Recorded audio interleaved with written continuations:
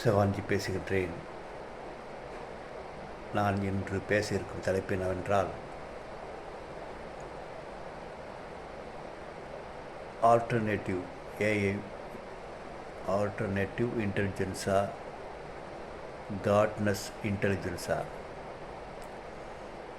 AI பற்றி நீங்கள் அறிந்திருப்பீர்கள். விஞ்ஞானத்தின் தற்போதைய கண்டுபிடிப்பு. அந்த கண்டுபிடிப்பை கண்டு நீங்கள் ஆச்சரியப்படுகின்றீர்கள், பயப்படுகின்றீர்கள். அதை எப்படி எதிர்கொள்வது என்று ஒரு வித பயத்துடன் இருக்கின்றீர்கள்.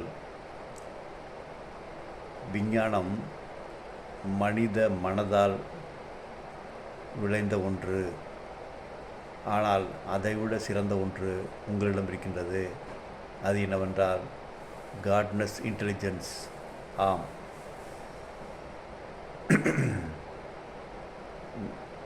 விஞ்ஞானம் எந்தவித கண்டுபிடிப்பை கண்டுபிடித்தாலும் மனிதனிடம் உள்ள அந்த காட்னஸ் இன்டெலிஜென்ஸ் முன்பு தூசுக்கு சமம்.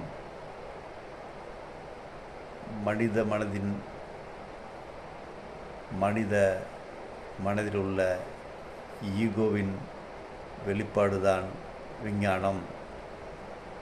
அவனது வெளித்தேடல்தான் விஞ்ஞானம். அந்த வெளித்தேடல் வழியாக விளைந்த விஞ்ஞான கண்டுபிடிப்புகளை கண்டு மனிதன் அஞ்ச தேவையில்லை.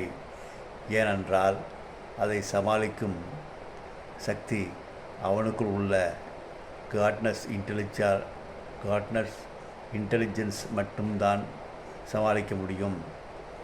அந்த ஜிஐயை, காட்னஸ் இன்டெலிஜென்ஸை நீ ஞாபகப்படுத்திக்கொள். ஆம், அதை நீ மறந்துவிட்டாய்.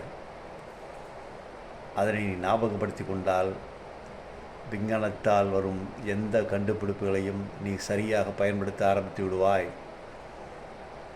அதை தவறாக பயன்படுத்துபவர்களையும் உன் ஜிஐ மூலம் கண்டுபிடித்து அதனை சரி செய்து விடுவாய்.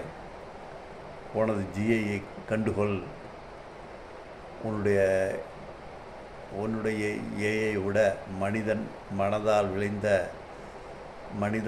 விளைந்த விஞ்ஞானத்தின் விளைவால் விளைந்த அந்த ஆல்டர்னேட்டிவ் இன்டெலிஜென்ஸ் என்கிற ஏஐயை விட உனக்குள் என்றும் எப்பொழுதும் இருக்கும் ஜிஐ என்ற காட்னஸ் இன்டெலிஜென்ஸை நீ பயன்படுத்து. அதை மறந்துவிட்டாய். அதை ஞாபகப்படுத்திக்கொள். அதை ஞாபகப்படுத்துவதற்கான ஒரே வழி உன்னை நீ உற்று நோக்குவதுதான், உன்னை நீ கவனிப்பதுதான், நீ தியானத்தின் பாதையில் பயணிப்பதுதான், நீ உள்முகமாக திரும்புவதுதான். வெளியேவே சென்று கொண்டிருக்கின்றாய். உள்ளே திரும்பு, உள்ளே பார்.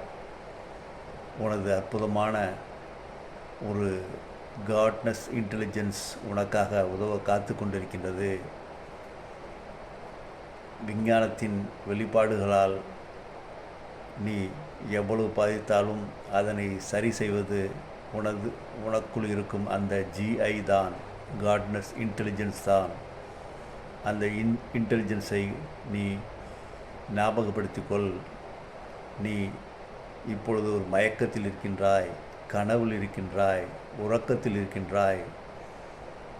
அந்த நிலையிலிருந்து உன்னுடைய உள்ளுணர்வை ஜிஐ தளத்திற்கு உயர்த்து. அது சூப்பர் கான்சியஸ் தளம். அந்த தளத்தில் இருந்து நீ இப்பொழுது கண்டுபிடிக்கப்பட்டுள்ள ஆல்டர்னேட்டிவ் இன்டெலிஜென்ஸ்